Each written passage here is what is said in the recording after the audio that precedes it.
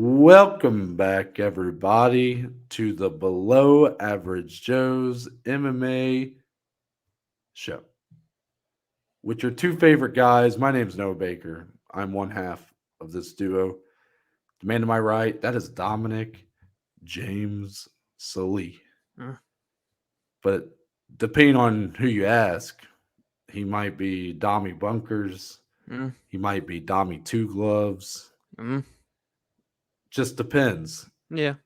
But regardless, I'm joined by him as always. And Dominic, how are you feeling? We are on the come down of a pretty big combat sports weekend.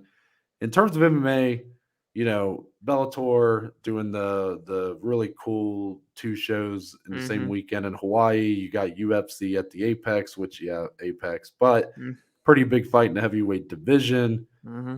Of course, on the boxing side, I know we won't be talking much about it, but I'm sure at the closing statements, I might mention a little bit about Tank Davis, Ryan Garcia, probably the biggest Mm-hmm. fight of the weekend. So, Dominic, all in all, how was the weekend? Did you have some time to spend with your family and friends, or were you sucked too much in to this world we have built for ourselves now?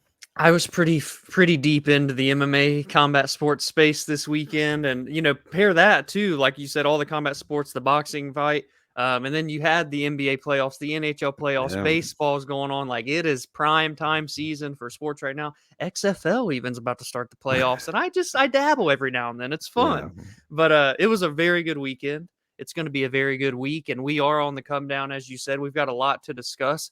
Also, paired with all the fights and stuff, we got to see tons of news and whatnot from Uncle Dana and the UFC. So it's going to be fun. No, I've already heard about your weekend off recording, but tell the people, I know it was good. How are you feeling this Monday morning?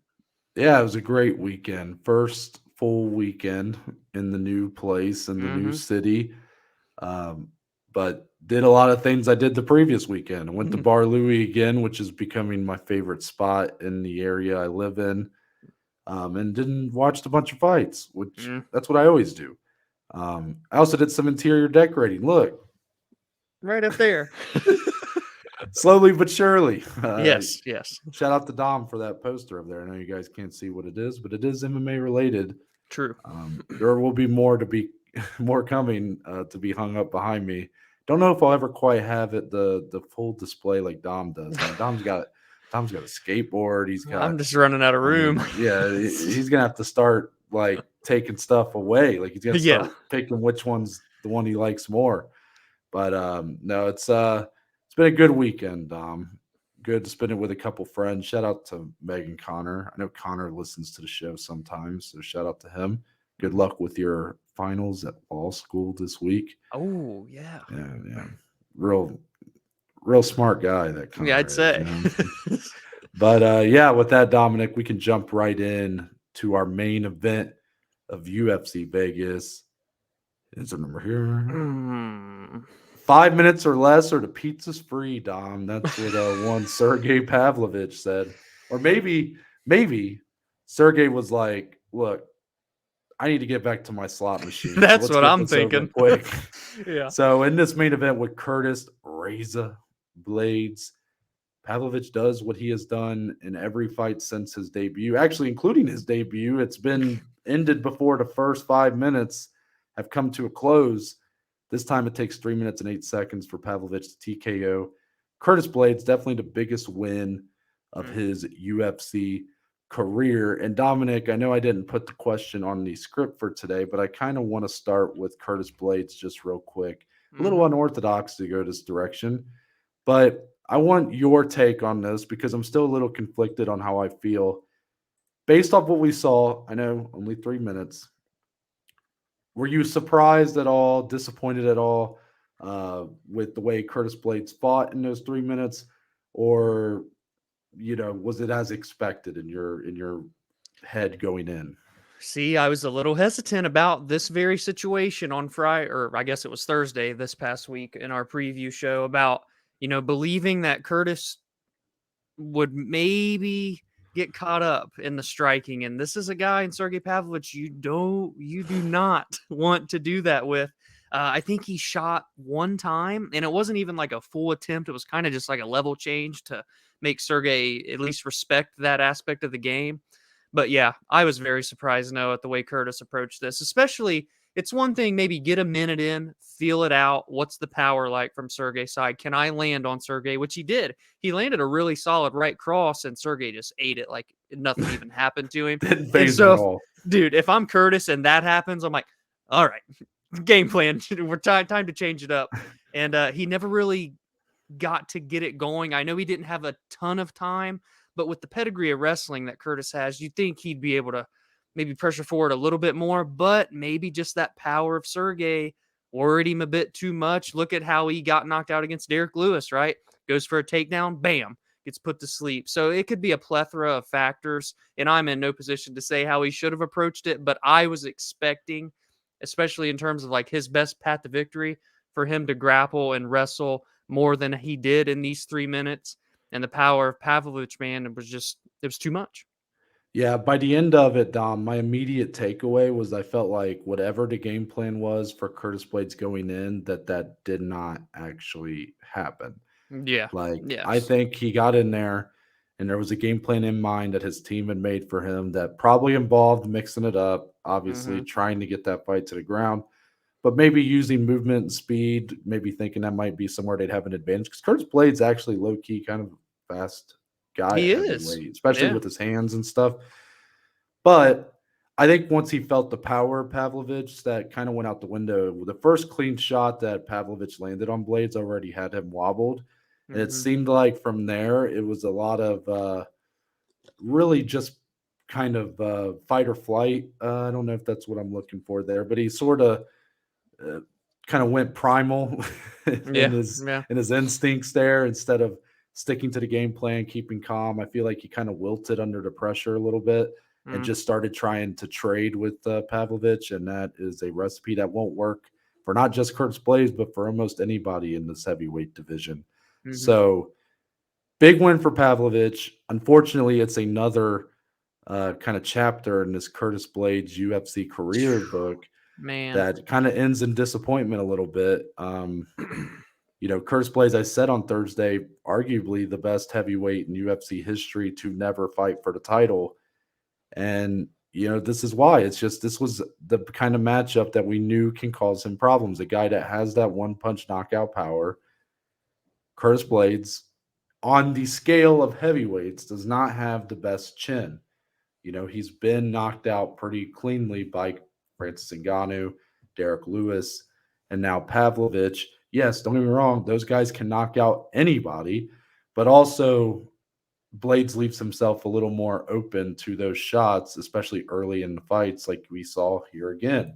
Mm-hmm. It's disappointing for sure, but um, yeah, I mean, I don't know what Curtis Blades is going to do from here. I don't know how long he wants to keep going, to be honest with you. Yeah. I'm not sure how old he is. Do you know how old he is off the top of your head? 32. Still very 32. Okay, young so it's very age much in wise, his but very much in his prime. Um, I feel like for some people there could be, and even in my head, there could be the slight overreaction to say, well, that's it for Curtis Blades, man. Like that's the yeah. third time he's been like on the precipice of a title shot and he gets knocked out, and that's it. But I don't really think that's the case. I mean, do I think his outlook is very strong to get to that point? Maybe not, but you still look down at this heavyweight division. You look at some of these guys underneath him. Who's really going to give him the most problems Mm-hmm. outside of the guys that have already done it? Right. I could see a guy like Tom Aspinall giving him a lot of issues, or um, the guy I really like that's Jailton Almeida, Yep. who Yep. who has a big prove it fight with Rosenstruik here in a couple weeks. So those guys are on the way up. But you look at some of the current crop that's at the top of the division. For one, Curtis Blades has beat a lot of them. And if he Yes. hasn't, you'd have to favor him in a matchup with like Tai Tuivasa, Yep. or something like that. First name that came to mind. Yeah. Yeah. So it's interesting. Like I don't think he has an easy route back to this spot where he's fighting for potentially a title opportunity, but he could still get there. And let's keep on that for a second, Dom. That title opportunity, like I just said, Mm-hmm. because Pavlovich is your winner here. That is 6 straight first round knockouts, I believe, for him, Yeah. Yeah. dating back to his debut in the UFC, which was a losing effort in the first round against Overeem in a fight night main event. So it's been quite a dominant run for Pavlovich, quite a powerful and scary run. Unfortunately for him, there is still this black cloud over this division that is the Jones Stipe fight that cannot seem to get a date locked down. Yeah. Signs seem to be pointing to MSG in November, but we've been here before just a couple months ago with International Fight Week. So, Yep. my question, Dom, regardless of what happens with that Jones Stipe title fight, whether it ends up happening when it does, if it gets pushed back again, or if it just never happens at all, Mm-hmm. do you believe right this second that Pavlovich can wait for a title shot? I think he can. And I'm gonna kind of go back to Thursday's discussion too, where I have just this odd feeling that Jones and Miocic may just not be meant to be, I should say. And I just feel like there's still a world where Sergey could very well hopscotch a Stipe if they can't get this contract negotiation right with Jones and him, or if it's on Jones's side, maybe they do, God forbid, an interim fight and Sergey can get in. Like his next fight is going to be for a title, and I feel like it has to be for a title. When you're doing what he's doing, and he's already been a backup fighter for a title fight already, I who do you even match him up with? I mean, the only guy that he hasn't steamrolled through on his path to number one contender is Cyril Gahn.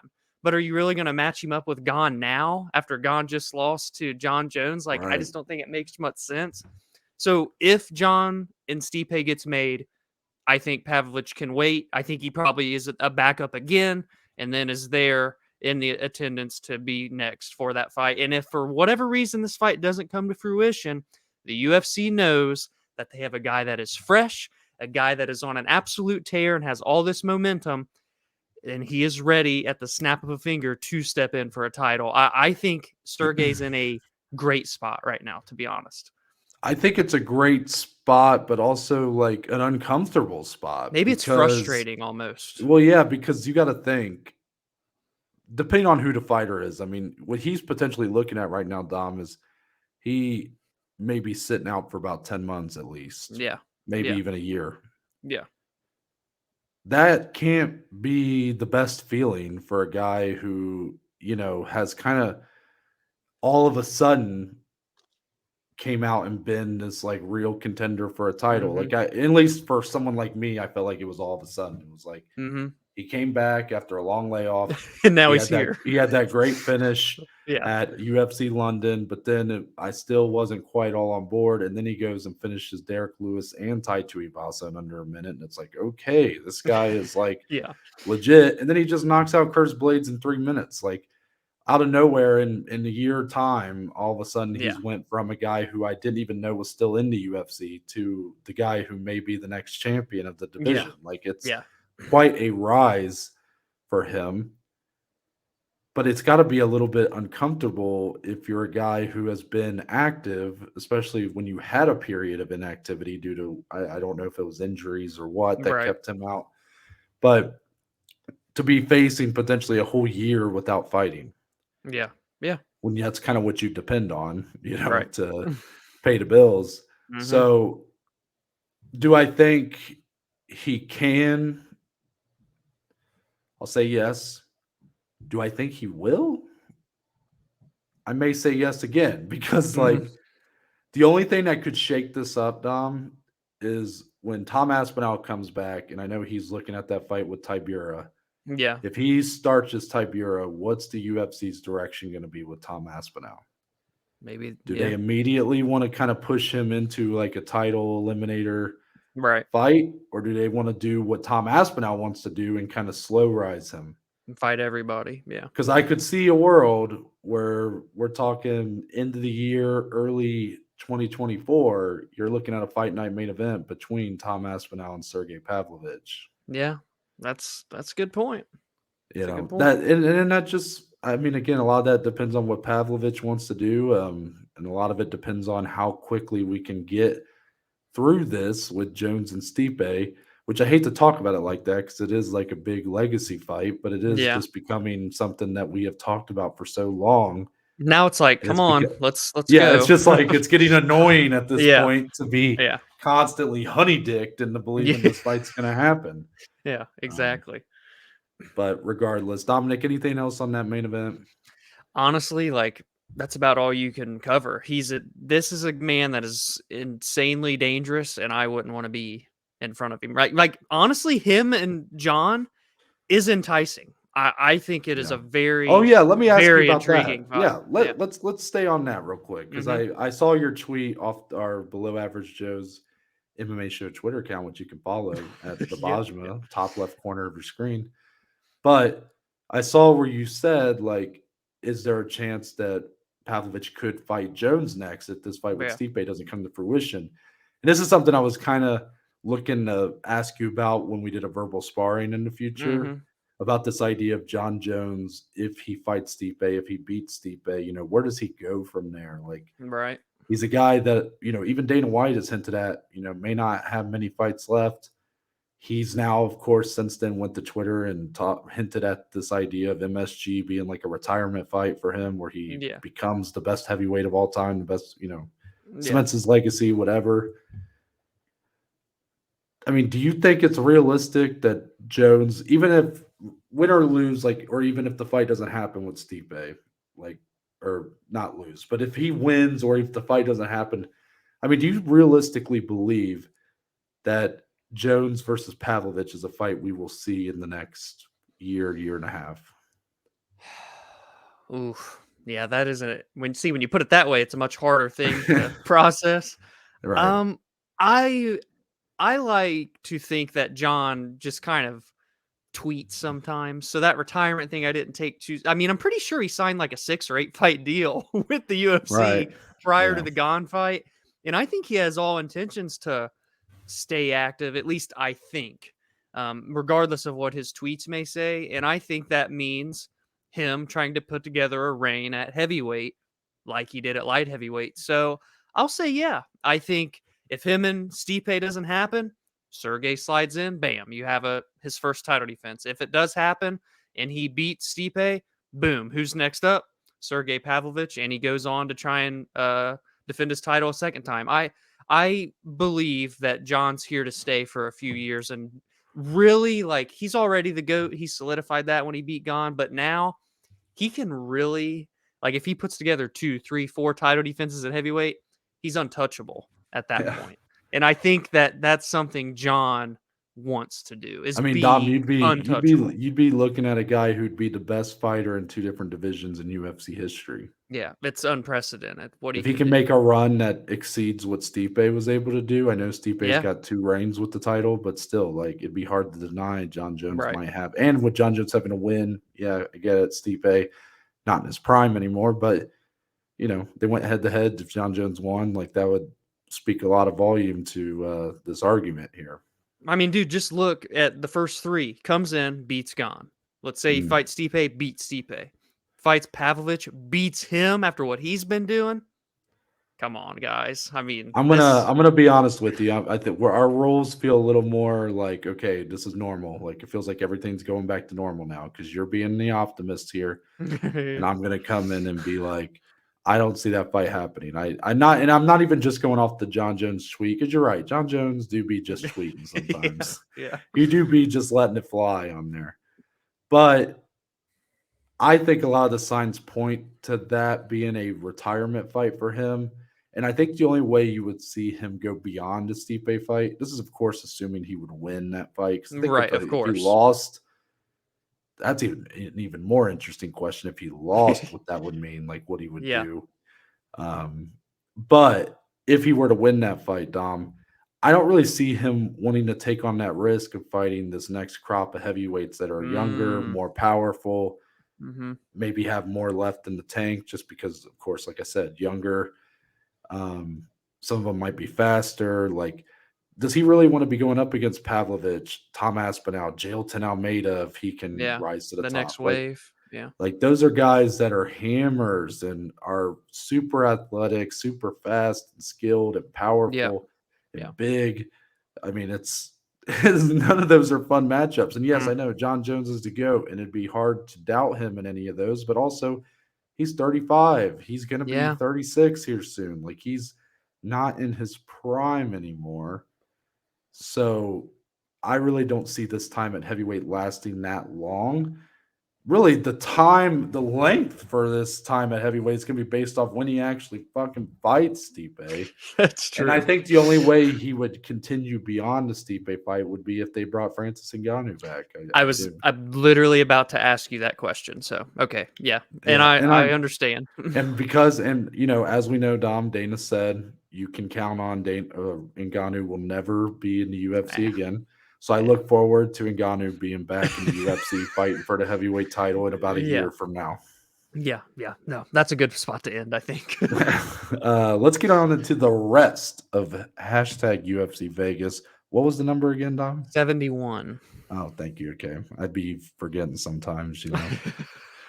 But we had obviously the card, really the whole weekend for MMA, a little bit of a mess when it came to Yeah, fights being yeah. scrapped at the last second. We'll talk more about that in the bet slip because, boy, It it held would you take back oh my specifically. God. I Yeah. mean, just butchered me.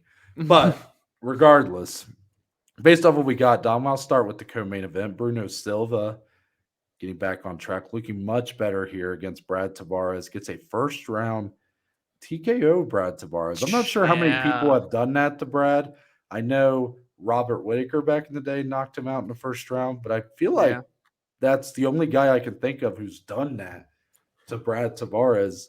And was there someone else? Did you look it up? Well, it was names you wouldn't think. That's why I kind Okay. of smiled. But it was Edmund Shabazian during his Oh wow. rise. Oh yeah, And I forgot about that one. Yeah. 9 years ago, Tim Boach. So there's a name for Wow, you Tim right there. Boach. Oh, Yeah. nice. I forgot about the Shabazian one. Kind of hit Yeah. him with it was like the kick didn't even seem like that crazy, but it just landed flush on the chin, knocked him Hmm. out. Yeah, I forgot about that one. But for Reno Silva, Dom, this is a big win. Not just in the name It was value, Brad huge. Tavares, I don't know if he was ranked coming in, but he was around that 15 spot Yeah. in the rankings. But also, Dominic, it was a big win because Bruno Silva needed a win. And he Yes. was coming off a performance that he did not look very good against Gerald Mearchart. And sure, Gerald Mearchart, good fighter, but he was getting outstruck by Gerald Mearchart. Yeah. Definitely Yeah. some cause for concern. But here, it was a fun fight for as long as it lasted. It only went through 3.5 minutes. But Bruno was landing the more impactful shots. He was doing a Hmm. pretty good job of keeping himself defensively sound, not overexposing himself, which Yes. is a little bit, I don't know if I should say unique for him because this is a guy that went to a decision with Pereira, but I Hmm. think he has this reputation of being a throw the defense out the window and let's just Yeah. bang kind of guy. And Yeah. I think here he showed a much more composed effort and was able to put away Tavares. That was not something I expected to happen that early. My bets uh, illustrated Mm. that, but what a win for Bruno Silva. Gets him back on track. Yeah. It's a huge win. You're right about kind of like the what people perceive of him coming in. When a guy Mhm. has 20 of his 23 wins by knockout, you think he kind of just goes wild in there. But he had a really probably his best performance, even though it was only 3.5 minutes, just through and through. He just fought smarter. And to finish a guy like Brad is, I think that's very telling about the power that Bruno has and the way that he can set up his shots. Now he's right back there on the outside looking in at top 15, which is essentially where he was going into the Alex Pereira fight. So I'm excited to see what Bruno can do next, Noah. I am. Yeah, I like Bruno Silva. This was the kind of win I needed to back on the train a little bit with him. Mm-hmm. He's got a limited but really high level skill set. Like his Yeah, striking is his bread and butter, but he's not an easy guy to take down either. So right. he's definitely dangerous, and I'll be interested to see what they do with him next. Won't surprise me if they give him a matchup where you kind of go, wait a minute, isn't that, I feel like that guy's worse than Brad Tavares. Like, why is he fighting this guy next? Like, it just doesn't, for some reason, I don't feel like he's going to get that top 15 matchup that he probably should next. But What would you make of maybe a little Bruno Silva, Chris Curtis action? no, I'd love it, Dom. That's an Yeah. awesome fight. But I just, for some reason, Right. I'm not very optimistic that we're going to, for some reason, Bruno Silva just screams like a guy who's going to get, like, I can't even think of someone. I don't want to, be a dick to Someone anybody. out there though. Yeah, but someone that you yeah. go, wait a minute, that guy's, isn't he lower on the totem pole than Brad Yeah. Tavares? Like, why are we fighting this guy? But Yeah. I don't know. Hopefully, more that fight you're talking about. Give him action, man. That'd be Yeah. cool. But That would be dope. Dominic, what fight would you want to talk about next? I mean, it sucks because Bobby Green and Jared Gordon was actually shaping up to be pretty fun. Jared Gordon was hanging in there. Bobby this looked hurt. good. This hurt me a Yeah. little bit. And then, bam, headbutt. Jared Gordon essentially gets flash KO'd. Bobby then goes in with brutal ground and pound and really puts him to sleep. But upon review, pretty clear accidental headbutt. Nothing you can do about that. Bobby Green pissed off in the post-fight interview or post-fight press conference. He said, "Give me my money, man." But I think it was shaping up to be relatively competitive. Gordon looked better on the feet than many would probably expect. And for that reason, I think give him a little time to recover. Obviously, he just took a fucking headbutt that put him down, but then run it back. I like this fight. And Patty's in the hospital getting surgery and calling out Jared and shit. Patty's probably fighting in July in England, if I had to guess. Run this fight back, man, and give it a month. Put him on a pay-per-view prelim fight or something. I think it could be a fun fight. No, I liked what we were getting up to that point. Could you tell in the moment, like when you were watching live, could you tell it was a headbutt that kind of caused everything? Not immediately. It was weird. I missed it. Like I got super excited because I had Bobby Green as the leg on my parlay. Yeah. So that made it all the more heartbreaking when I go back to talking to my friends because the fight's over. And then they go, "Wait, what's a no contest?" And I go, Huh? I look at the TV and it said no contest. I just sunk into the chair, man. There were really a couple things that kept you from having a massive I would not be denied, but they really, the MMA gods were trying so hard to not give me a profitable weekend. But yeah. But I mean, honestly, Jared just looked better than I expected, and that's why I think they should make this fight back. Obviously, there's not really he any really takeaways. did. He had a little more pop on the punches, even. Yeah. Like Bobby Green, known for that style where he keeps his hands real low and stuff. Kind of depends on his speed and quick twitch to kind of get out of the range of punches. And I don't know if it was maybe a little bit of Bobby Green maybe slowing down a little bit, but it felt like Jared Gordon kept up with him for the most part for that. Yeah, call me crazy here. This could be unfair, but if they were to make this match again, I don't know if I'd put Bobby on like a parlay like I did last night again. After what I saw in 4.5 minutes, maybe that's a bit unfair to say. But I would probably agree. I mean, I probably would, Dom. Because remember us talking about the odds on Thursday about Gordon kind of on paper, it's like, oh, we kind of want to take that. But then you look at it again, Bobby probably wins. Then we saw the fight for a little bit, and it's like, okay. Like the odds will not be that way if they rebook this fight. Guarantee it. I don't think. Okay. I like that prediction. I would still, in my head, though, I still feel like Bobby gets like a minus 190 or something. Yeah, I'd say that's fair. Yeah.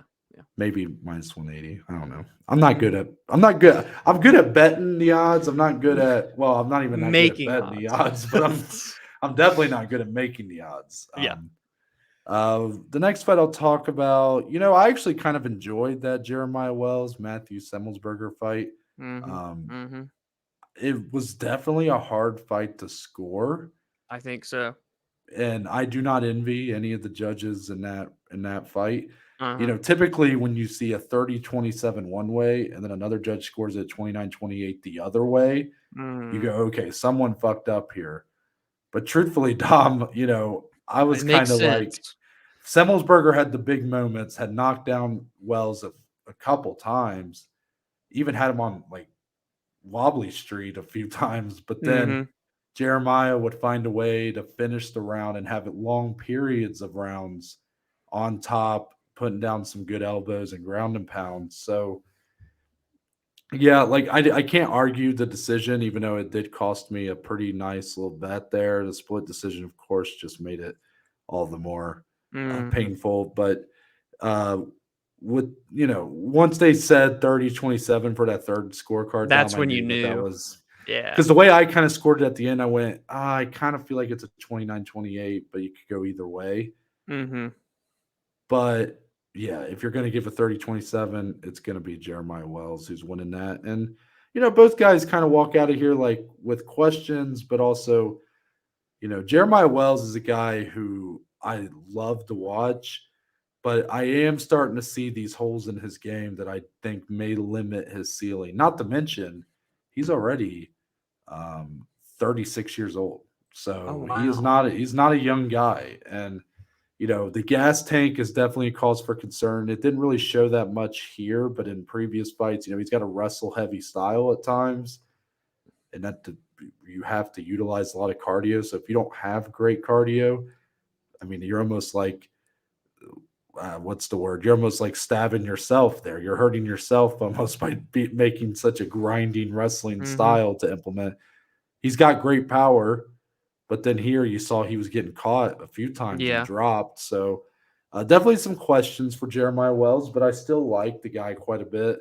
And Semelsberger is a lot of fun too. So I actually enjoyed this fight, Dom. I don't know. I feel like some people probably didn't. There was a lot of periods of where Jeremiah Wells is just kind of holding him on top, but just the back and forth of each round made Mm-hmm. it to where it was kept me engaged because I was like, I need to figure out how I'm going to score this round.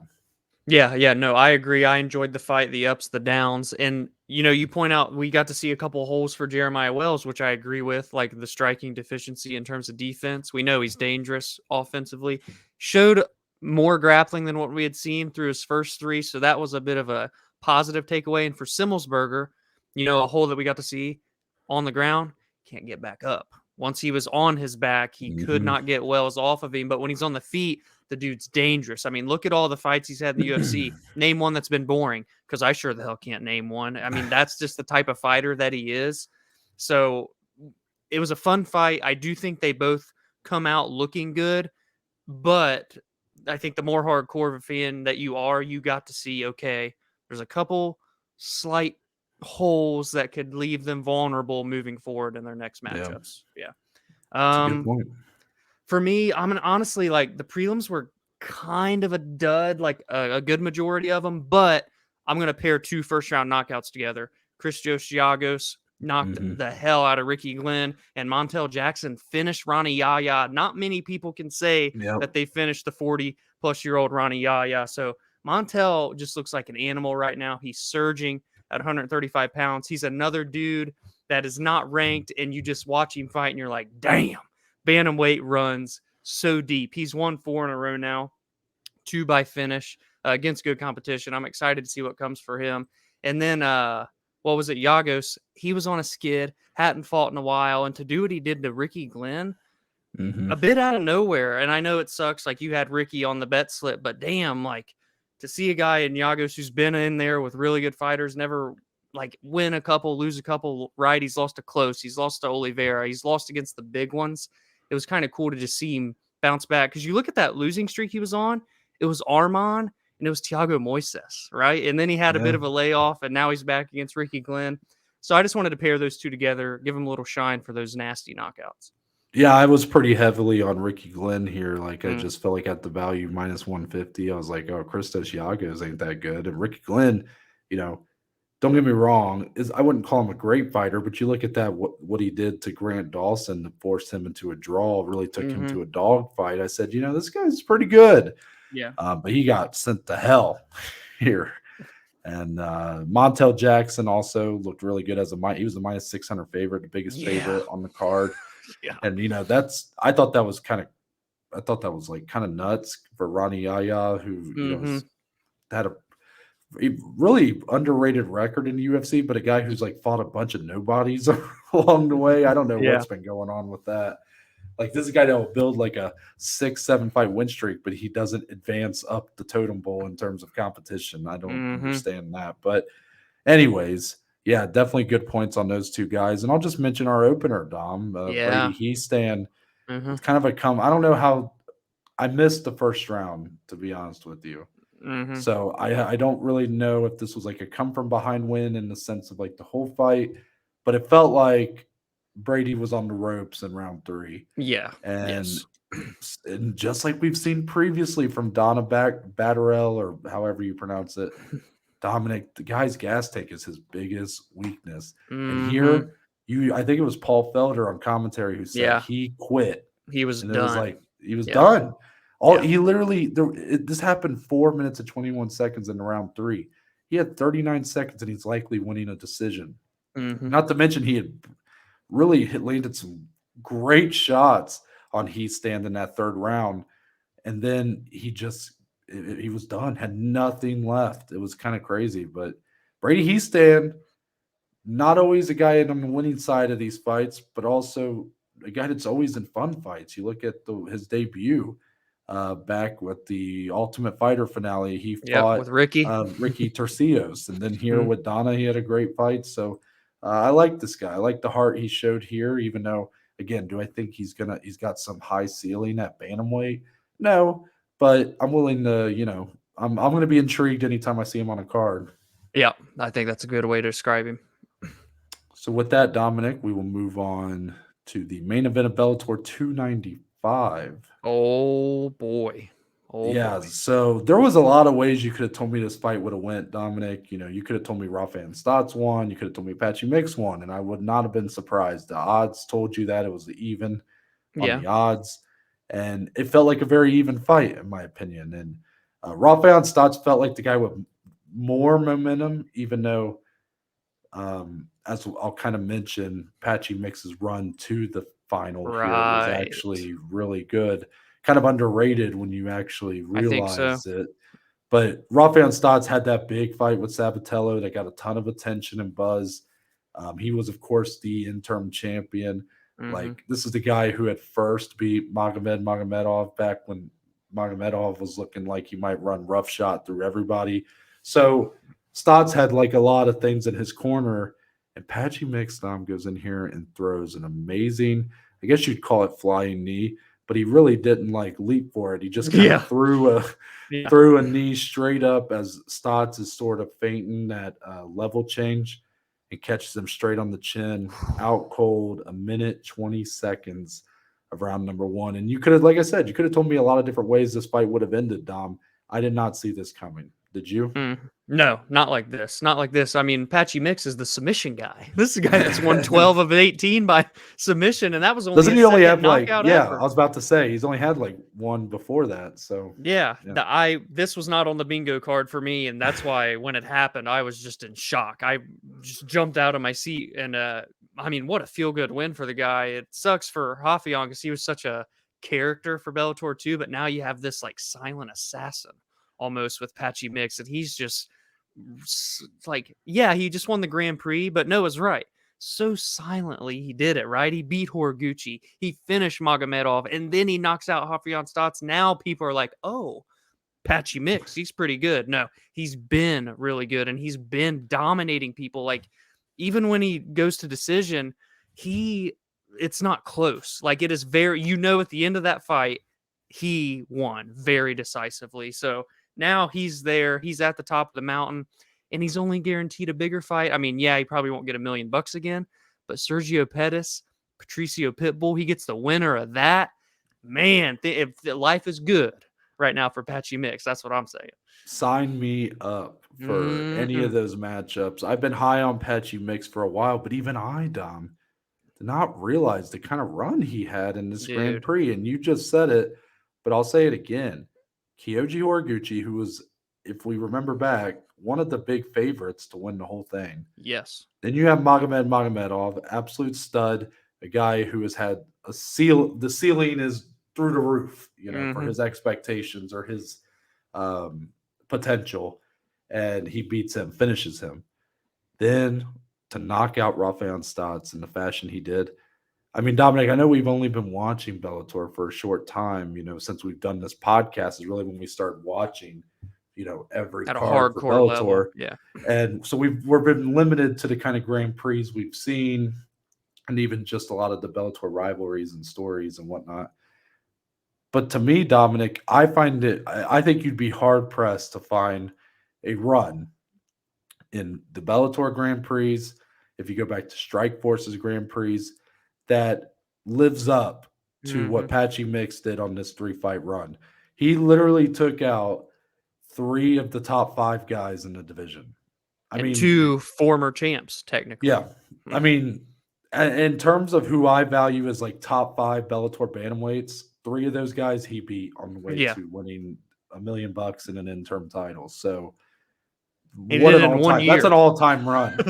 I think Bellator needs to highlight the shit out of that. Will they? So. Probably not, but they need to, because Patchy Mix is not a guy who's going to sell you on his abilities on a microphone. Right. He's just not. He's a more respectful guy, more of a low-key guy. But man, when he gets in there, he is fucking tough to deal with. He's got the size that makes him a nightmare for so many of these 135-pounders. But then, like you said, submissions. He's got the long limbs. He's able to really latch onto you, has great jiu-jitsu. And now he has this. Yeah, now he's doing things like this where, due to his size advantage, when these guys are fainting with the level changes, he just throws a knee up and gets it straight into your dome without you even going you didn't even change that deep. Yeah. Like how tall and lanky he is. So what a run for him here. What a way to cap off the last year or so of his career. And he has arrived, in my opinion. Like, this is he's arrived moment, because Dominic right now I might be saying this because it just happened. Like, it's just fresh in my mind. I think Patchy Mix beats either of the 2 guys that fight in Chicago. I think he does. I was about to say, I think he matches up great with him. Size-wise, he's going to tower over Sergio. Because Sergio used to be a flyweight. And Patricio, like, he's been a lightweight champion, featherweight champion, but he's not necessarily that huge. I mean, for example, he's trying to cut to 135 in June. So he's not that big. Patchy is going to be bigger than both. He's so extremely well-rounded, and he's only 29 years old. Like, he's hitting the prime. He's entering the prime right now, and he just did this. This is a guy that I'm viewing as like the guy, the champion. I know Sergio is the champ, and he's the interim champ. Patchy Mix is the champ right now. It's his world. We're living in it. I can't wait to see what happens in June, and then that lines him up for the end of the year card for Bellator. Bam. It's going to be massive. And we said, right, going into this one, this was probably the most high-level fight Bellator could put on between Patchy and Raufeon Stots, and now he does that in a fight build that way by us. That's a scary dude. I love it. Yeah, that's a good way to put it. Very scary. With that, Dominic, we'll move on to the rest of the Bellator weekend luau extravaganza.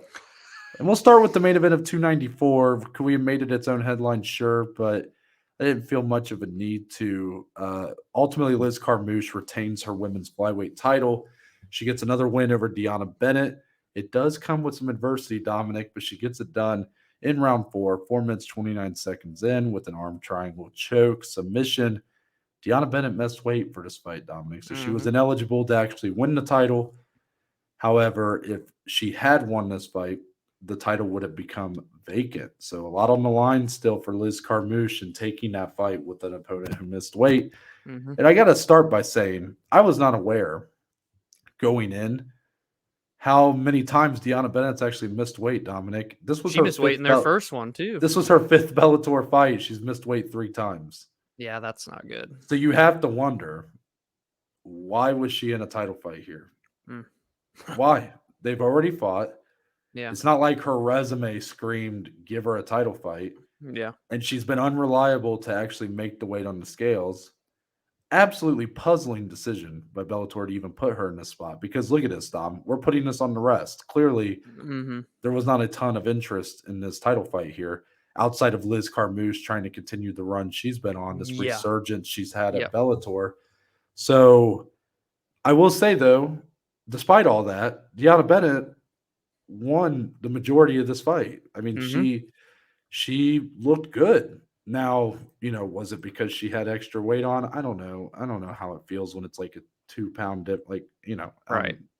I was unfamiliar with their game, So ultimately, though, Liz Carmouche she just kind of found an opening there in round 4 and took advantage of it and did not give up on it. Got that submission finish, but Deanna Bennett really gave her a fight here, Dominic. Um, I'm not sure what else. I don't really have a question for you here outside of. I mean, I guess we can kind of talk about this combined with the co-main Pair of it. 295, Yeah. where Ilima-Lei McFarland wins a split decision over Kana Watanabe. Yeah. Yeah, I'm sorry, Dominic, but It's all right. Ilima-Lei called, at least appeared. I was on the phone when she was doing her post fight, but it appeared that she called for a fight with Liz Carmouche based off of the way the camera was panning back and Yes. forth. Are you on board with that matchup? Is that the matchup you think we should get next? Yeah, I think so, and I'll add a little bit more context. You said you're on the phone. She wants one more fight. She's going to be done after this as well, Ilima-Lei. So she wants one more against Liz. She said something. I guess they have like a past, not in a bad way, but I don't know if they've trained together or whatever the case is. She said some sort of phrase, and I don't remember what it was. But they've went back quite a long way. Liz seems game to do that fight, and Ilima-Lei wanted it. She wants one more in December in Hawaii to retire, whether she wins the belt or loses. So that's just a little bit more context there, and I'm fine with it, right? I mean, Ilima-Lei has now won 2 in a row. I still I favor Liz relatively heavily in that one. I mean, I bet on Kana Watanabe last night to win, and she didn't look all that great, but it was a close fight. But it's good for Ilima-Lei. Maybe she gets that swan song, and if not, she was literally she had 5 title defenses. No, I remember when we started the podcast, she was like still the queen of Bellator, because this was kind of before Cyborg had really got going. She was kind of the face of women's MMA for them. So it'll be cool to see those two go against one another. And I, in terms of like 294 with Liz, I had to sweat it out a little because I did better by finish, but I Yeah. felt like it was a matter of time before something was going to switch and Liz would Yeah. be able to take control. I don't know why I felt that way, because that's betting bias aside. I just feel like she was just a much better fighter. She'd So, recognize what like, was going you were wrong. sweating, but not as much as maybe you normally would when Yeah. someone's potentially down 3 rounds in a 5-round title fight. And I don't know why. I just felt like Well, didn't I just say I had a fight like that like a week ago? you were, and you weren't Yeah, sweating it as I much as said I normal. forget what it was, but it was like, oh yeah, he'll end up pulling this one out. And Like, it happened. So, but yeah, I think that's next. And for Liz, that could be title defense number 3. Ilima-Lei could win the belt and retire off into the sunset. So yeah, as a I'm fine 2-time with it. champion. I mean, I think it's probably the biggest fight you can make in that women's flyweight division Yeah, right now. for sure. I have much more interest in seeing it than this fight with Deanna Bennett. Do I necessarily think it's the most competitive fight? Probably not. I mean, Liz should be and will be probably a pretty heavy favorite, because nothing I've seen of Ilima-Lei since she dropped the belt to Juliana Velasquez tells me that she's, Yeah. at that level anymore. It feels Right. like the division has caught up. The game has passed her by a little bit. Mm-hmm. But I think that's a good way to send her off. She's an inaugural champion. She's Mm-hmm. been a good ambassador. Why did I say it like that? Ambassador. The hick just came out of me right there. She's been a good ambassador for the sport, and especially like that relation to Hawaii that's really opened up Bellator to go there and make that kind of a mainstay on their schedule. So I think she kind of deserve is not my favorite word in fighting, because nobody actually deserves really anything, because nobody gets anything they've earned. Right, you earn it. Yeah. Yeah, you do, but you really don't either. Like, I mean, people, Mm-hmm. we look at like Colby Covington and stuff, like these situations that pop up. You really don't deserve or earn anything. Like, you just luck at it's timing, right? You're just luck at the timing. draw. Yeah. But weird side note there, I guess. Yeah, I'm all for it. I was actually a little bit surprised that Ilima-Lei got that decision, Dom. I kind of thought Watanabe had done enough to win it. Yeah, but it was close. It was close. Don't get me wrong. I was just, for some reason, I felt like I was like, by the end of it, I was like, Watanabe. I said, I think Ilima-Lei still looked kind of flat there. I feel like Watanabe is going to take this, and then she ended up winning. I was like, whoa, okay. So maybe I shouldn't have been that surprised, but yeah, I think that's the fight you make, right? I mean, it's the biggest fight you can do in that division. Yeah, for sure, in terms of the biggest fights. And then you stay on Friday. If we can start with Friday, then we'll go to Saturday. So I just have to shout out Sarah McMahon. Man, I took a stab on the live bet. I don't want to say it all right now. I'll wait for the below average bet slip. But Sarah McMahon kind of pretty convincingly dominated Arlene Blencowe. I know in the third round there was a little bit of trouble that she was in, but all in all, Sarah looked good in her Bellator debut. And I think, she's on a short list, right, to be next for Cyborg. Should they re-sign her? Still don't know what the fuck's going on there. But, if not, she fights Kat Zingano, and you have two other pioneers fighting each other for a vacant title. I mean, I think Sarah is definitely next for a featherweight title fight, regardless of who it is. 43 years old too, but you just look at the history and resume that she has.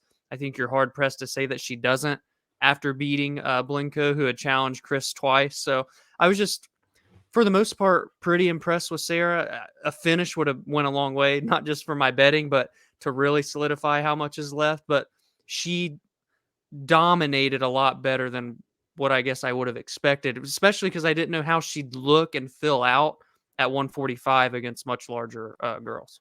Yeah, if Bellator is to lose Chris Cyborg, because we don't really know what's going on Yeah. there. If she were to go sign like a one fight deal with PFL and do a Kayla Harrison fight or whatever, that would obviously be a huge blow to their women's divisions. But if that is to happen, I feel like the best case scenario that they could have is a title fight like this to set up, which is Sarah McMahon and Kat Zingano. Two familiar names, two people that have a pretty long and storied history in a lot of ways in this sport, have significant wins through their career. And you call them pioneers. Yeah, I mean, I guess they're legends in a lot of ways of women's MMA. And I feel like if you're stuck in that place where Cyborg leaves, I feel like Arlene Blencowe winning this fight and being put in that position would devalue it a little bit because she's someone who had lost to Cyborg twice. So, yeah, I think Sarah McMahon definitely looked good here. I was skeptical of how she would look because I actually thought Arlene Blencowe, she's good. That's what I'm saying. I was actually somewhat impressed, even though she lost basically every round of her last Cyborg fight. I somehow walked away impressed by what I saw. No, I get that. It wasn't like a complete domination, So it explained. You just have to watch it to understand. You know what I mean? Yeah. But yeah, shout out Timothy Johnson, Big Tim. I gave him a shout on Thursday. He got the win in the co-main spot. I actually did not think that was going to happen. He was a pretty decent underdog too for that fight. And Dominic, would you like to issue an apology to Marcos Breno, the man that you called who when this fight was announced? And Danny Sabatello does get the win. He does get the finish. A finish, that was the first finish in his Bellator career. Yep. It came 4 minutes, 10 seconds in round number 2 with the rear naked choke. But it didn't come easy, Dom. Marcos Breno gave him a fight. What did you think? Yep, I know now, Marcus Breno. You are a good fighter for sure. And listen, Marcus, it was never about you. It was about Bellator, man. But no, shout out to him. He rose to the occasion and shit, man. I mean, now I think he deserves to fight like a number 10 or number 9 can I ask now. you, let me actually keep asking you something here because sure, like this, I think that's a good idea. But also, Dominic, when you walk out of this fight, even though Sabatello gets the first finish of his career, he wins the fight, do you walk away being more impressed by Breno, or do you actually walk away being somewhat more skeptical of Sabatello's long-term ceiling in this division? I think the former. I think higher on Breno. Okay. Like Danny, because I've already seen him compete with some of the dudes at 135 and beat some of them. Obviously, he lost to Stots, but that wasn't necessarily like a landslide. It was a relatively close fight. So no, I think Danny's still here to stay for a couple more years at bantamweight. And now I don't know if he were to match up with Patchy Mix, I'm surely not favoring him to go in there and beat him, but I could see him beating Sergio Pettis, for example. Or maybe if they ran back him and Stots, maybe he beats Stots in a rematch.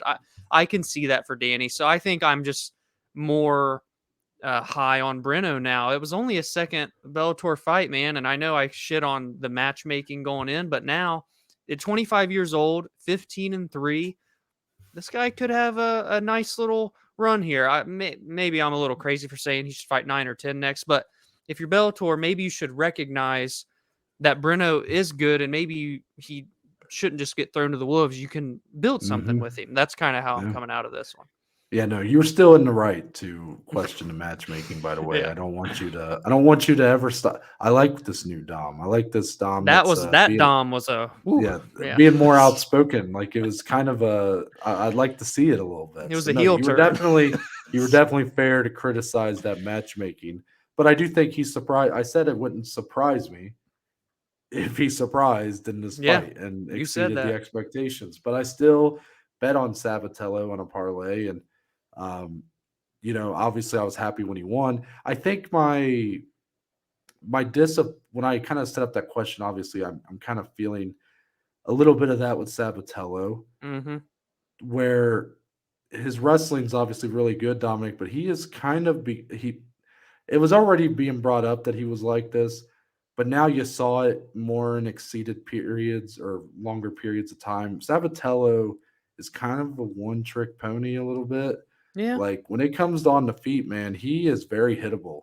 Yeah. He was getting tagged up by Bruno here, and Bruno is definitely the more accomplished or more credited striker. But Sabatello has great wrestling.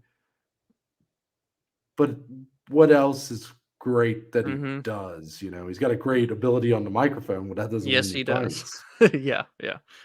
So I question the striking.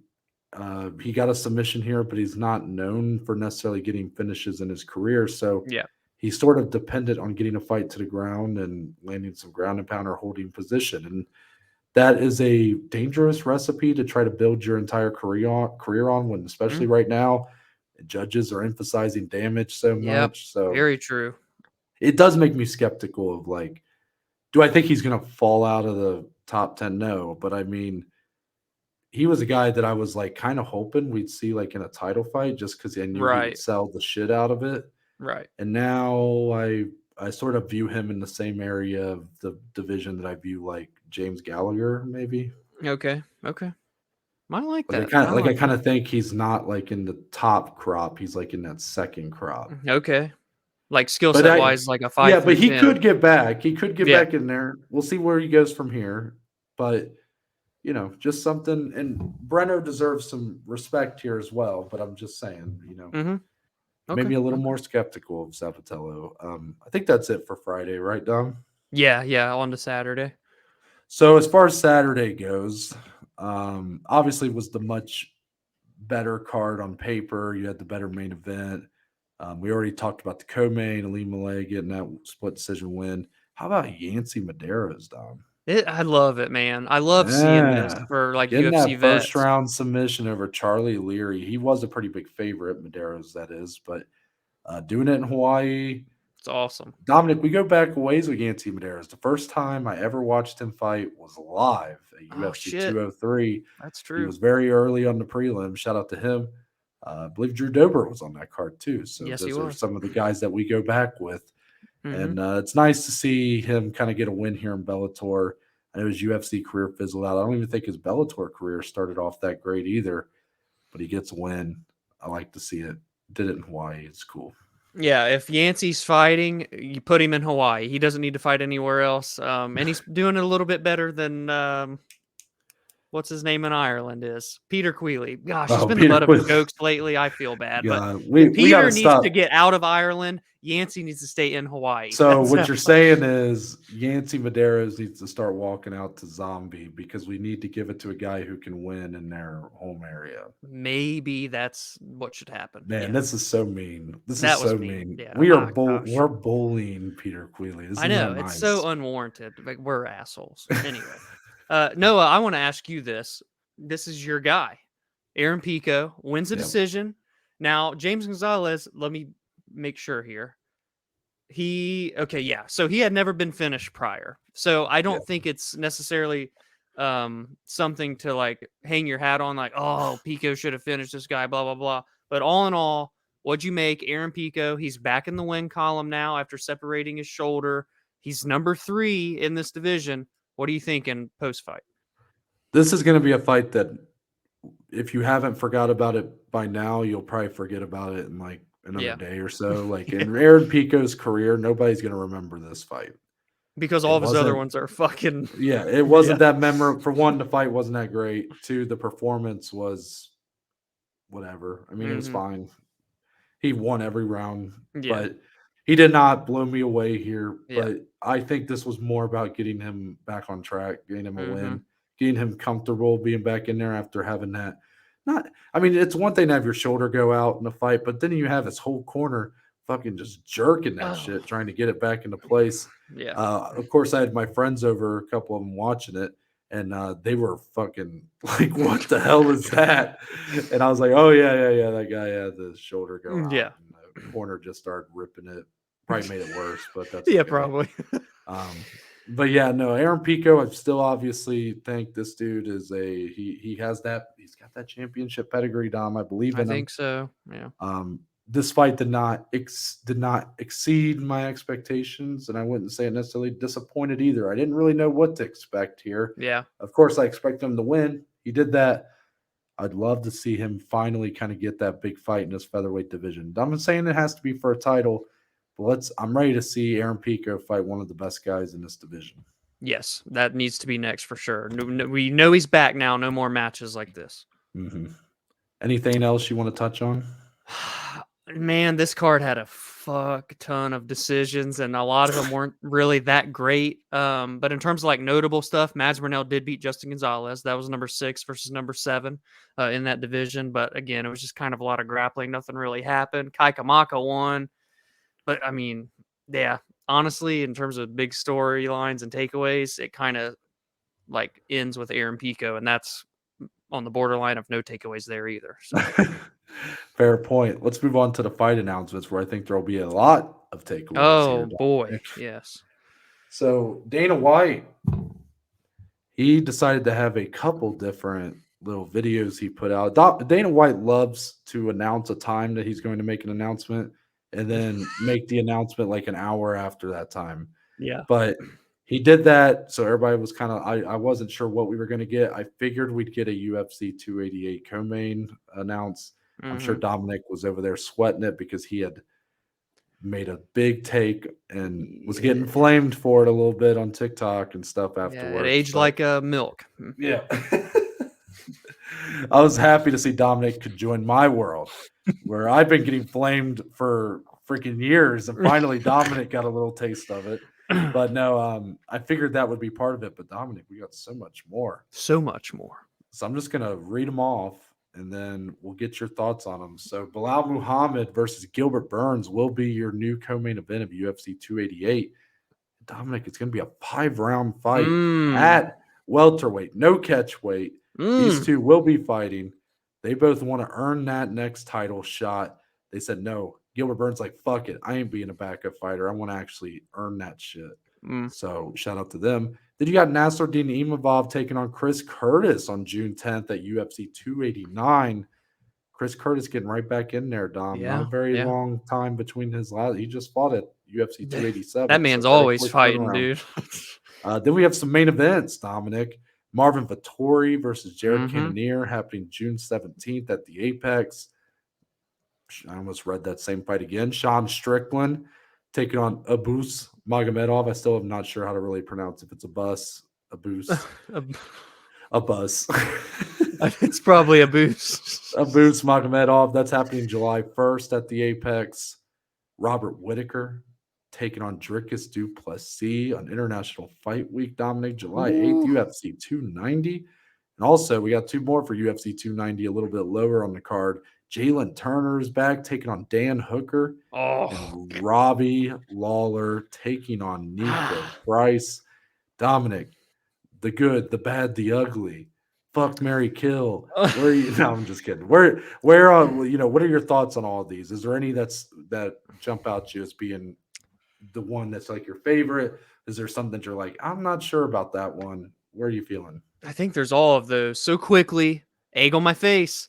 Good thing we released on Thursday, though. Shout out to Noah for that idea instead of Friday, because this got announced Thursday night. Belal Gilbert, 5-round co-main. Love that they're doing it for 5 rounds. Add a little something to it, baby. We ain't had one of those in a while, I don't think, a 5-round co-main that was a non-title fight. So I love that. Shout out to these guys, dude. This is literally less than 2 weeks away, and they're cutting weight all the way to 170.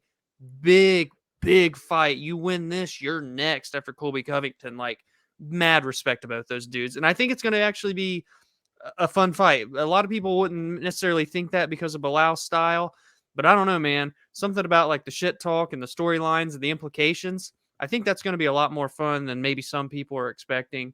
And then I want to bundle the UFC 290 fights because Noah, I think it's done. I think 290 is done, main card wise. I don't think we're going to get anything else added. I think those three, it's your featured bout, and then boom, boom after it. Those are 3 fights on the pay per view. And then you have Moreno Pantoja co main, Volkanovski Yair is the main event. I think that is going to be the UFC 290 main card. That is my prediction. And I think that's a really good card. I think that's a fun card. It's really fun matchups and names that people are going to recognize on a big week. So I like what they did there with all those. And to pinpoint one of them, Whitaker Duplessis. You know, Duplessis not next. All of our feeling out the window. What have we been saying? This sport moves so quickly. Duplessis had no chance. It was Hamzat. Then he had all the chance in the world. Now he's fighting Robert Whitaker and not for a title fight. But the winner is confirmed to be next for Izzy. Dana did kind of slide that in there and they put the text on the screen. So I'm going to ask you a question. Feel free to give your thoughts on some of these matchups, by the way. But my question for you is, with Whitaker and Duplessis being made, what's that mean for Israel Adesanya? No way he's just sitting out the rest of the year, right? No way. Well, let me just start, but I'll answer that. But I do want to, for UFC 290, by the way, don't forget, Dominic, there's a good chance that's your 5-fight main card. But we do have Bo Nickel fighting Trayshawn Gore. And you have Davison Figueiredo fighting Manel Kopp. Now, we know what's going to happen, though. They're going to make Davison and Manel like the first fight of the evening. It's the Facebook prelims, yeah. Yeah. They're going to make it the MySpace prelim of the evening. But no, I think that's a great main card. I'm not sure, like, is it disappointing because it's International Fight Week? Is it a little disappointing? Not for me, because I'm just kind of in it at this point where I buy every card. But I'm sure for some people, maybe that is disappointing. Israel Adesanya. It's an interesting question. Mm-hmm. You know, we got sometimes, Dominic, we have to go out on a limb here and risk that limb breaking and us plummeting to our death. Okay. Israel Adesanya is going to fight Jamal Hill for the light heavyweight title. Jamal Hill needs a fight. He hasn't fought since January. Israel Adesanya needs a fight. Do I believe that will happen at International Fight Week? Less. I'm more skeptical. That would be a crazy card. It would be crazy. I think it's more realistic to maybe happen in like August or the month or two after, or September. You know, kind of depending on where a Conor fight gets thrown in, if that's even going to happen. You know, that a lot of things there, but I'm less confident that fight happens International Fight Week. I would love it if it did. That'd be a huge boost to that card, even if it doesn't necessarily need it. And for people like us, but it would obviously make it a big seller. Oh man. But I'm gonna say by the end. Where do I want to? I need to make this bold, Dom. I need to make it bold. Okay. Because I'm sure there'll be a clip made of this, and then people are gonna make fun of me. But of course, by the end of October, by Halloween, Dominic. Okay. Israel Adesanya will have fought Jamal Hill. Will have already fought. Yeah. Okay. Will have fought him for the light heavyweight title by Halloween of this year. Book it. I'm here for it. It makes sense. That was the question I asked in the group chat when I sent this. I'm like, what's this mean for Izzy? I didn't think that he was going to go to 205 next. I thought Yuri would kind of get relatively good enough to get this fight booked for the end of the year with him and Jamal, but maybe not. Maybe they do. Jamal versus Izzy, his second time going up to 205. A question on top of a question then, and this is probably, we shouldn't even be talking about it right now on the show, but it's on the brain. What happens if Izzy were to go up again and lose again? Just quick thoughts. Doesn't have to wait. This is going to be a question if it inevitably happens again, but it seems like I just don't know if it needs to happen already. I'm just hesitant on that fight to be made, man. Well, I'm more hesitant not on him doing it again. I'm more hesitant on the fact that he'd be doing it so quick again without making the proper. Good point. What happens if he loses Does again? that That's shut the such an door interesting question. completely, for I don't know if going you up to can light really heavyweight? ever shut the door on a guy like Izzy, who is just such a star and is Yeah. coming off his greatest triumph as a UFC fighter. I mean, can you ever really shut the door on him taking a big fight if it's at light heavyweight? Probably not. But I do think it definitely it it may not hurt as much as I think it could right now Mm, because he's coming off such an all-time fight and moment yeah. and Yeah. knockout. I mean, that's going to be the moment that's his moment for his career. Yeah. Like when you think back of like what do you most associate with Israel Adesanya, you're going to think of that knockout of Alex Pereira, the legacy type moment, right? Yeah.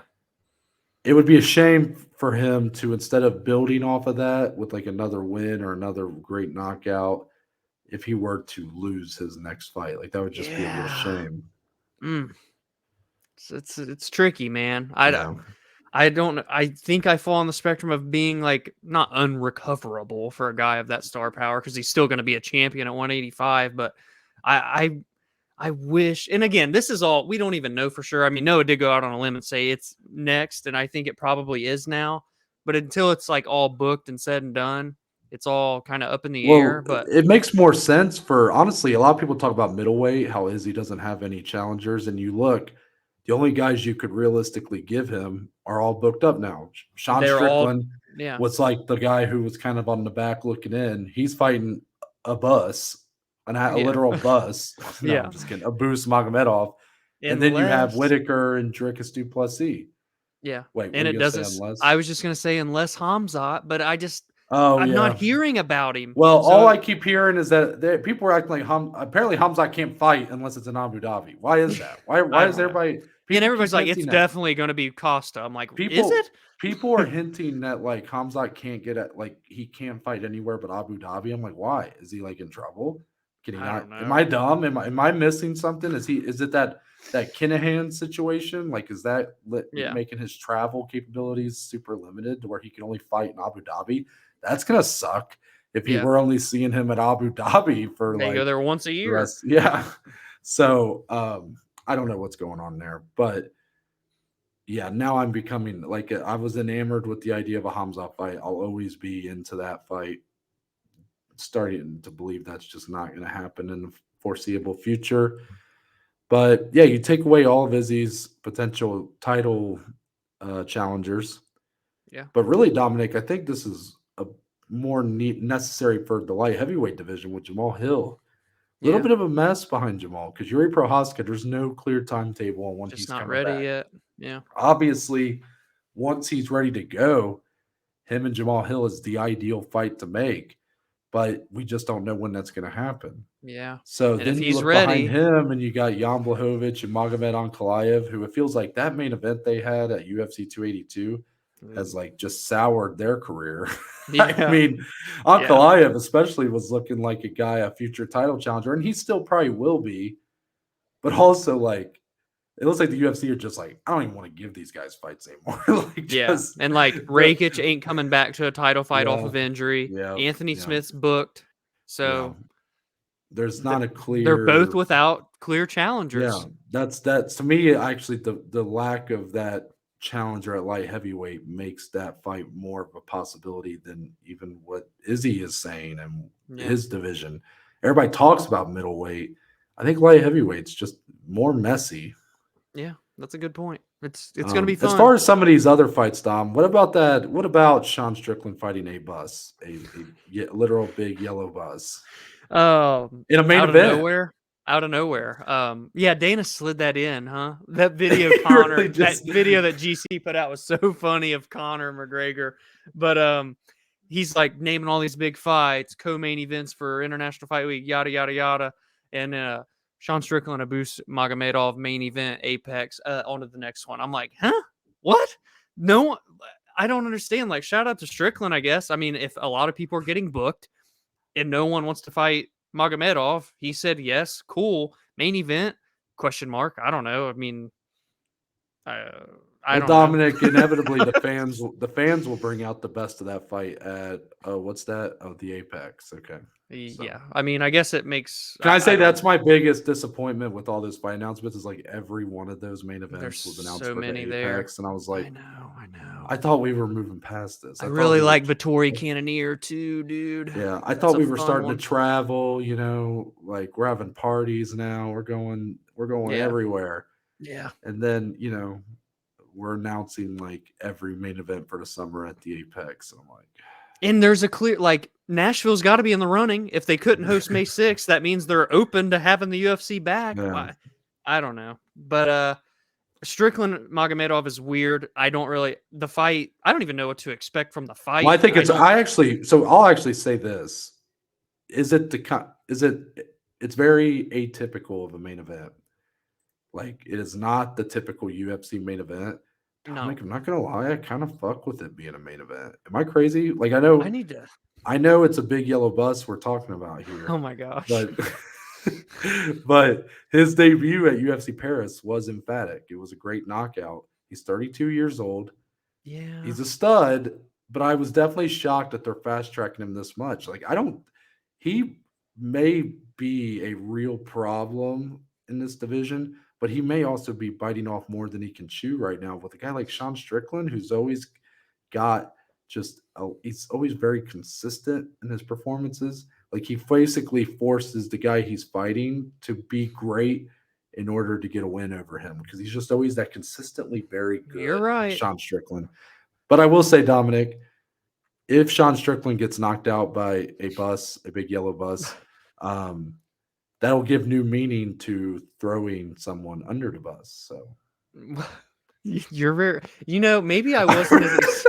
I don't even know how to respond to that. But this fight, I mean, yeah, I guess I'm not like the fight itself. I think I forgot about Abus because he did debut in Paris. It was 19 seconds. I mean, fuck, you blink and you missed the fight. He knocked out Dustin Soltz. Before that, he was in the PFL in 2018 and fought a ton. So what is he? 32, 25-4, one draw. Sean Strickland 26-5.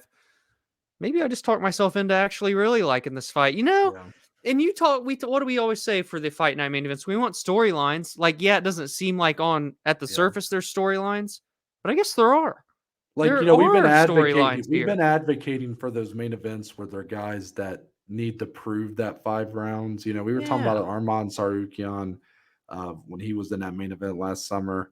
And I think for this fight, it's actually like even below that, where it's like, wait a minute, like Abus is fighting in a main event in a second outing. Like, I didn't realize that the ceiling was Yeah. that high on the guy. I didn't realize Yeah. that people haven't really been talking about him like that. But the UFC seem to really love what They they have. know. Mm. Sean Strickland's good for a main event because he's done it. This will be the third time in less than a year, actually, maybe even more than that. At least the third time in a year, and third time in 6 months that he will have fought in a main event. So yeah, I kind of like it. And if Abus ends up winning that fight and knocking out Sean Strickland, like in all seriousness, what a Damn. like welcome to the show for him, Dude, they're like, this is almost similar vibes to when Sean fought Alex Pereira, right? I mean, I know it wasn't a main event, but Sean has no business taking that fight, yet he does, puts it all on the line. Yeah. And he could lose, and then the guy that beats him is catapulted. I'm not saying Abus goes Sean straight into a title fight. I know a lot of people feel a certain way about Sean Strickland, but he's definitely got some big old nuts, Yeah, when it comes to the fight game, yes, for sure. But yeah, Belal Muhammad, Gilbert Burns, though. Shout out to those two guys for making it happen. I don't, we've all been making the jokes. I've seen Ariel making a lot of the jokes about like, oh, now everybody wants to be the backup fighter because Danaa, that was the reason for giving Colby the title fight. I'm glad that Gilbert's not doubling down on that and instead like taking the fight that would clearly, and I think it's smart for Gilbert too, because a lot of people are looking at, well, he just fought a month ago and all that. And I get that. But Dominic, Belal's the guy who right now Gilbert feels like he's behind Belal in the totem pole. Yeah. So what better way to open yourself up to be like, there's nobody else but me than to beat him? Yeah, and it feels like it's just been one big training camp for Gilbert. He fought at the end of January, turned around quick, fought at the beginning of April, bam, straight a month later. It's like, if anything, like everything points against Belal in this fight in terms of like favorability. Really curious on what the opening odds are going to be on that fight as well. I'm excited to see what those are. Have you seen them by chance? Anything about No, it? my prediction: Bilal minus 120. Really? I think Gilbert's going to be the favorite. I Okay. was going to say like minus 150, 155 Gilbert. Whoa. Okay. Oh, Whoa. man. I'm excited to see what they are then once Okay. they have them out, because that's actually Now I'm we gonna need to kind look, of don't look, we? but yeah, because I kind of need to get to the bottom of this. But This also um, bumps the card significantly, by the way, 288. And real quick, while you look that up in terms of bumping cards, 289 all of a sudden, yeah, not looking too bad. I know. Not I was thinking looking that too. too bad, man. Because they added Imavov and Chris Curtis. Oliveira Dariush is going to be on there. They even have what were some of the other fights on that card? They have a decent chunk ready. What are some of the other ones? They are Stephen Thompson, Michelle Pajera, Dan Ige, Nate Landwehr. Like, I'm here for it. That's a solid main card. Say what you want about the main event being what it is. At least they're putting stuff under it that is worthy. You definitely looked these odds up before, didn't you? I have Sherdog, our No, script, in the UFC rankings you're on my such a screen. liar. Hold on. Don't do this. There's my those are my tabs. Why don't you go to your search history while you got it pulled over there? I where's that at? No, don't actually do that. Okay. All right, Camera's fine. back. I believe. What are you. they? But, Gilbert Burns minus 155. Shut the front door. No, he's not. Yeah, I Belal gotta go play Muhammad the plus lottery. 135. Do I have to immediately bet Gilbert because of this? You do, and I think I have to bet Bilal because I just expect him to be the favorite, and he's an underdog. Holy shit balls. I'll never be able to do that again. Is That's it like weird me that guessing the yardages I, at a golf course. I by the Is way, it weird what? Sterling's well, it's just I was thinking like I should probably have to bet Bilal, right? Because I thought he'd be a favorite and he's an underdog. But I also don't really want to play him at that money. I don't know. I'm like that fight. I don't really want to play it. I'm not. I'm What were not you about to feeling say it about anymore. Aljo, by the way? Real quick. You were Oh, sliding something in. him and Cejudo, the odds are very interesting. Sterling's only a minus 105, Cejudo minus 115. Ooh, almost a pick 'em, huh? Essentially a pick 'em. I mean, Interesting. Cejudo's the bigger favorite, technically. True. Very true. But anyways, that's a good way to segue into the below average bet slip. It is. Look at that. So Dominic, actually, I'm not aware of how you performed, and I hate to put you on the spot in case I Yeah. don't. No, it's Okay, fine. I didn't like that side. Did it not No. go very well? No, we should probably get the bad out first because you had a really good week. And listen, it's another week for me where I'm losing, but it's like, it's minus 1.53. That's what I Yeah. went. Again, another one of those weeks. And they add up, though. You put 8 or 9 of them together, all of a sudden you're 12 units behind. That's me this year, essentially. What do I even start with here? Tim Johnson, Saeed Soma, inside the distance. Fight was a bit of a stinker. To be honest, there not a lot happened there. The winners, Liz Carmouche by finish plus 165. My favorite bet of the whole weekend. Wish I would have bet more on it now, to be honest with you. And then I did hit the long shot parlay at plus 232. Shout out to that, at least, making up for some units. Montel Jackson, Sabatello, Carmouche, Davion Franklin, Yancey Medeiros, Aaron Pico. That hit. Everything else, it sucks, right? I had Francis Marshall parlayed with Karine Silva. She falls out. I cash out. I think it was like 80 cents or something. So it's like, okay, 80 cents. I'll do it and redo another one. Shouldn't have redone it because Francis Marshall loses. And Bobby Green, who I paired him with, was a fucking no contest. So that would have been nothing anyway.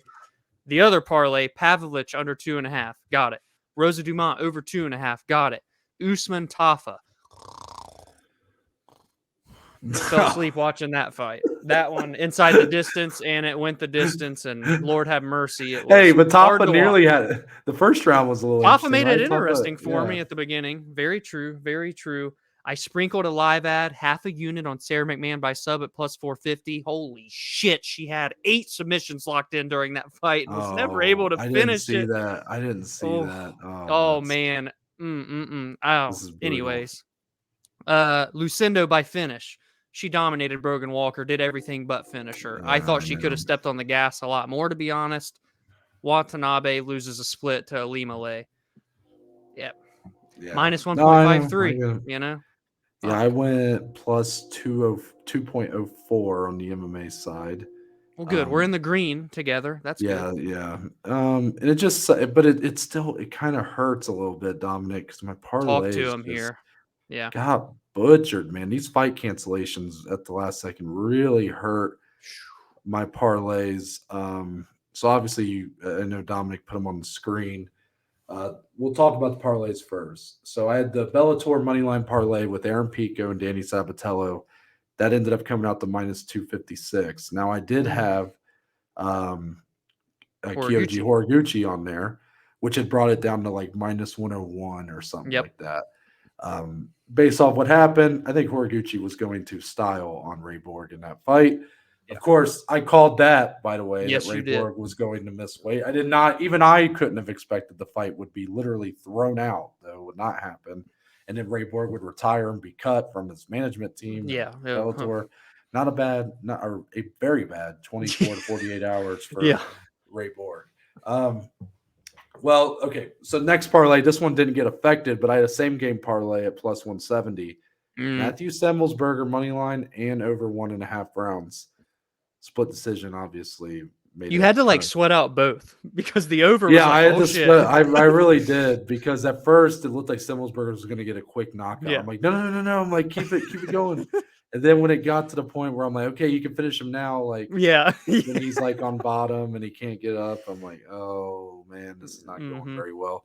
So I was kind of sweating both, but at the value, I feel like at the end of the day, it was one judge away from winning. So Yeah. I can't Yeah. really be too upset about that.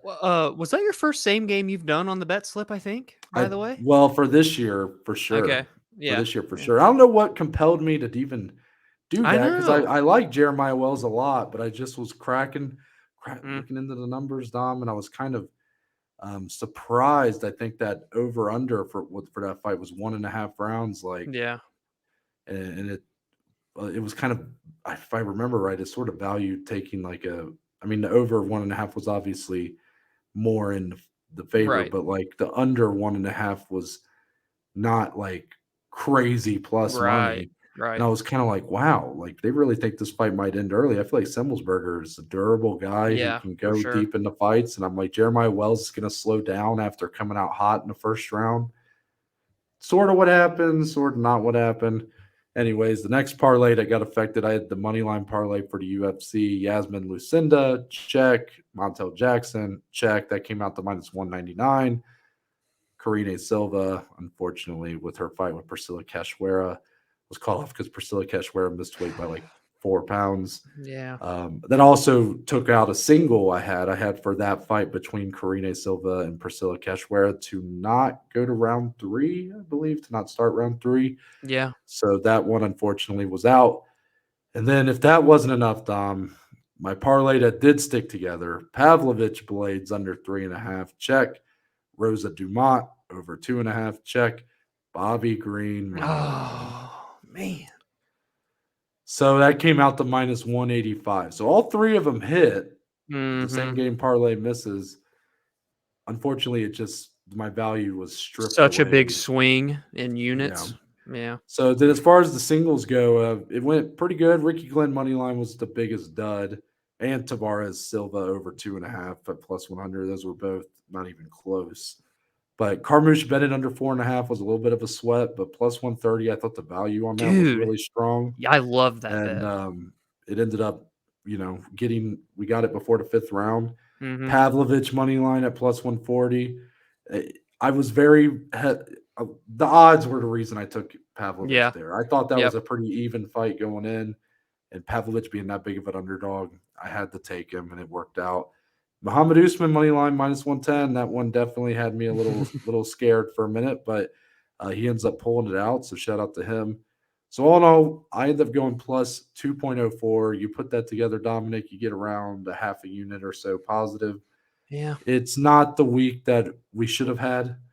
With especially for my side of things, like this, you go 7-3, you should be looking at like You're double my units that I ended up coming out with. Of course, on the boxing side, I was able to add she 3 hit to a that big one. number. Yeah. Yeah, I had a 2-unit play on the Davis Garcia fight to end between round 7 and 12, and that was at plus 150. And Dominic, do you want to guess what round that fight ended in? I think it was round 7, wasn't it? It was round 7. Mm, So definitely, I'm just the best boxing better alive, Dom. That's all I gotta say. you're him.